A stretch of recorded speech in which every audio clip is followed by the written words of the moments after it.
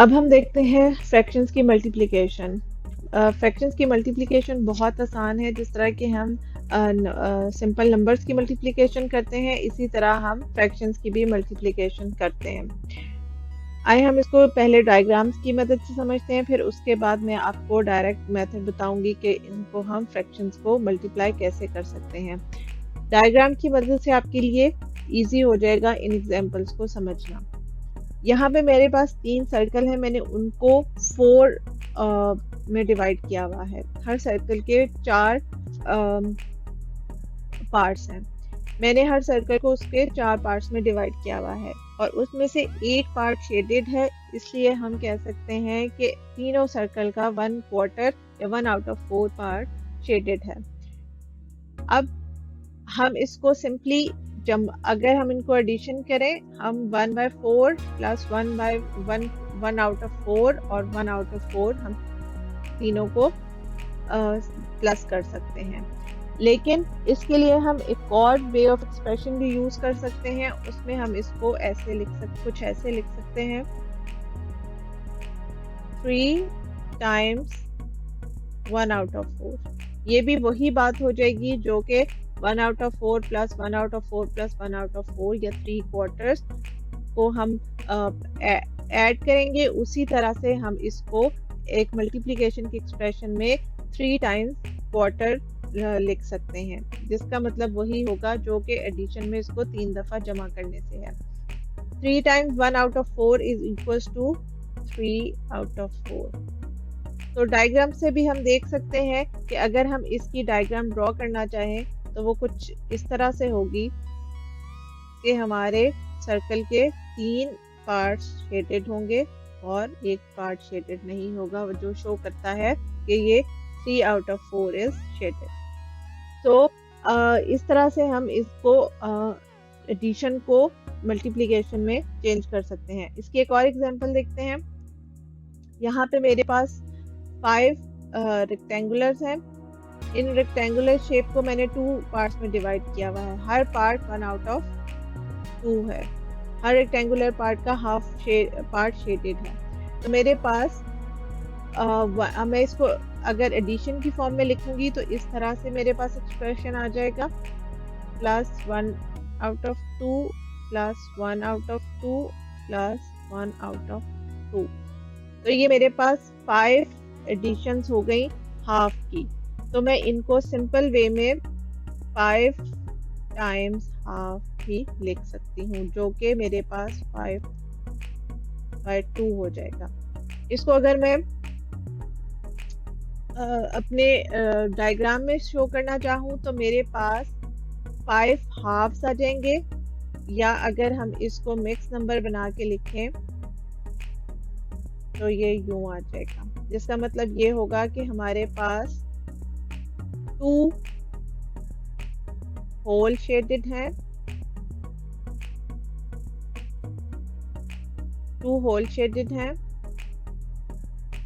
And 1 half shaded है।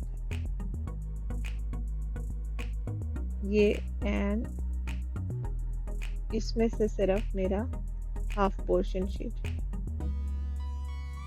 यहाँ ये मेरे फुल शेडेड है पूरी, और उसमें मेरा सिर्फ हाफ शेडेड है।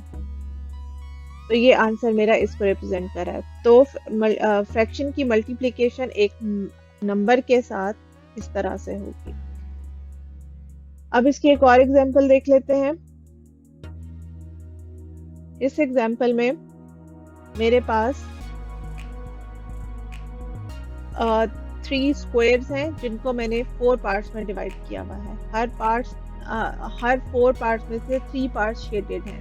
तो मैं अपनी डायग्राम को कुछ इस तरह से लिख सकती हूँ, 3 out of 4 plus 3 out of 4 plus 3 out of 4। और मैं इसको ये भी कह सकती हूँ कि 3 क्वार्टर्स शेडेड हैं प्लस 3 क्वार्टर शेडेड हैं and then again 3 quarter shaded हैं इस स्क्वायर में से भी। तो मैं इसको सिंपली इस तरह से भी लिख सकती हूँ,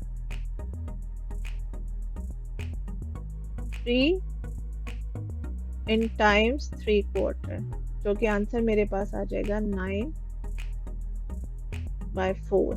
तो 9/4 ये शो करता है, अगर हम इसको मिक्स नंबर में कन्वर्ट करें, 2 wholes and 1 quarter, 2 whole and 1 quarter. वही बात कि हमारे पास 2 होल स्क्वायर शेडेड आ जाएंगे और एक का सिर्फ 1 क्वार्टर आएगा शेडेड। इसको अगर हम डायग्राम में बनाना चाहें तो कुछ इस तरह से डायग्राम्स बनेगी हमारे पास। 2 को हमें होल शेडेड करना है, ये पूरे पार्ट्स इसके शेडेड हैं, तो 2 होल स्क्वायर शेडेड हो गए और एक डायग्राम का सिर्फ 1 क्वार्टर शेडेड है। तो ये रिप्रेजेंट करता है 2 होल्स एंड 1 क्वार्टर। तो ये हमारे पास फ्रैक्शंस की मल्टीप्लिकेशन विद द नंबर हो गई। अब हम देखते हैं कि हम ये मैंने आपको एक्सप्लेन किया है विद डायग्राम्स। अब हम देखते हैं कि हम इसको डायग्राम्स के बगैर किस तरह से कर सकते हैं। अगर हम इसको डायग्राम्स के बगैर करना चाहें तो हमारे पास जैसे ये एक एग्जांपल है, हम इसका सिंपल आंसर 12/3 भी लिख सकते हैं और हम इसको यहाँ पे जाके सिंप्लीफाई कर सकते हैं, क्योंकि हम देख सकते हैं कि 3 जो है वो फैक्टर है 12 का या 12 मल्टीपल है 3 का, तो हम इसको एक दूसरे से कैंसिल कर सकते हैं।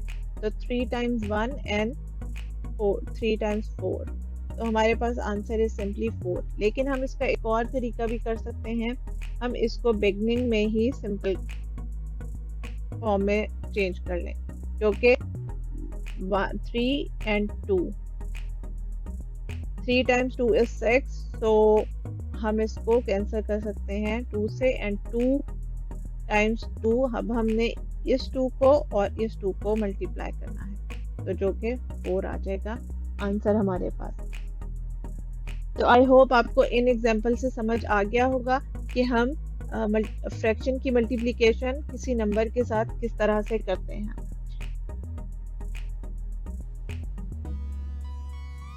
आइए अब देखते हैं कि फ्रैक्शन की मल्टीप्लिकेशन फ्रैक्शन से किस तरह से होती है। उसके लिए एक एग्जांपल देखते हैं, हाफ ऑफ ए क्वार्टर। तो इसको डायग्रामेटिकली एक्सप्लेन करना मेरे लिए ज़्यादा आसान होगा और आपके लिए समझना इसको ज़्यादा आसान होगा जब मैं इसको डायग्राम से वाज़े करूँगी।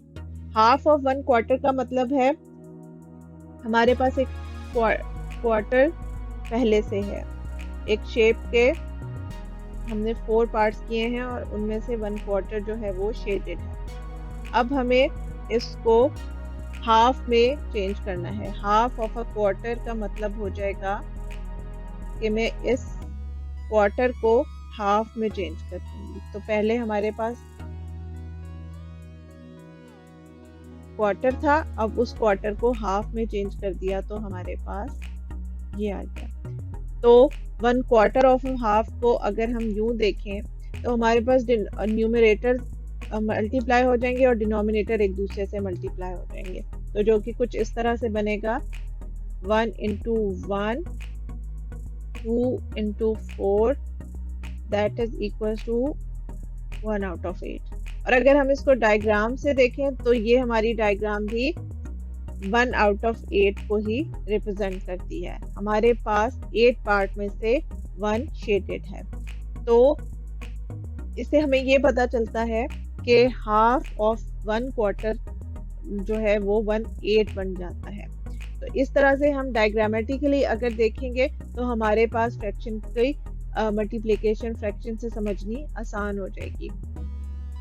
इसकी हम एक और एग्जांपल अगर हम करना चाहें तो हम इसकी एक और एग्जांपल देखते हैं।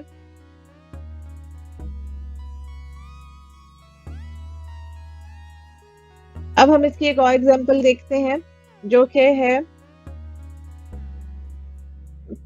Half of 3 quarters.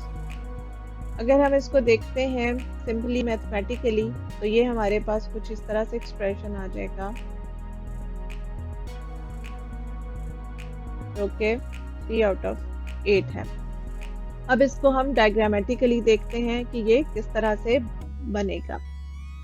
हमारे पास 3 क्वार्टर्स हैं।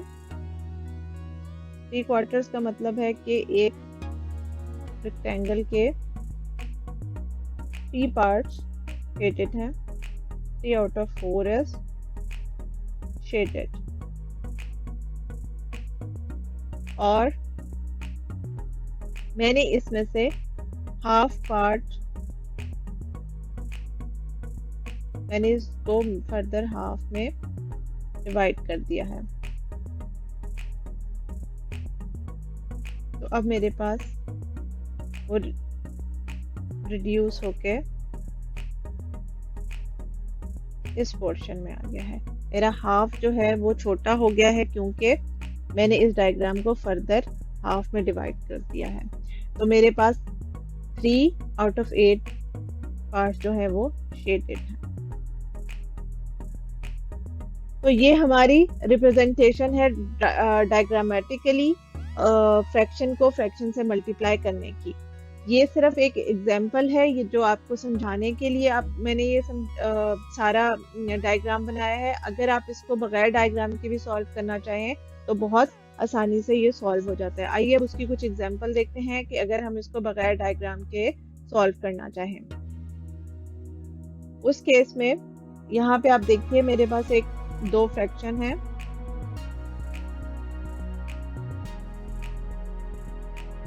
इसको अब हम डायग्राम बनाए बगैर सॉल्व करेंगे तो हम न्यूमरेटर्स को न्यूमरेटर से मल्टीप्लाई कर देंगे और डिनोमिनेटर को डिनोमिनेटर से। तो आपके पास 4 out of 35 आंसर आ जाएगा। मैं ये स्टेप आपको समझाने के लिए कर रही हूँ। आप इसको स्किप कर सकते हैं, आप डायरेक्ट इसका आंसर लिख सकते हैं, जो कि एक और एग्जांपल में हम देखते हैं। अगर हम इसकी ये एग्जांपल लेते हैं तो आप अब इस स्टेप को स्किप कर सकते हैं। आप डायरेक्ट इसका आंसर लिखेंगे 7 times 1 is 7 and 11 times 6 is 66। तो ये आपका आंसर आ जाएगा। इसकी एक और एग्जांपल देख लेते हैं।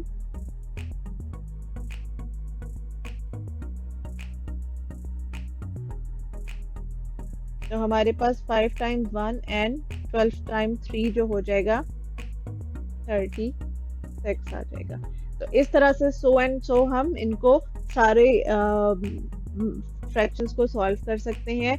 ये हमारी हो जाएगी फ्रैक्शन की multiplication with another fraction.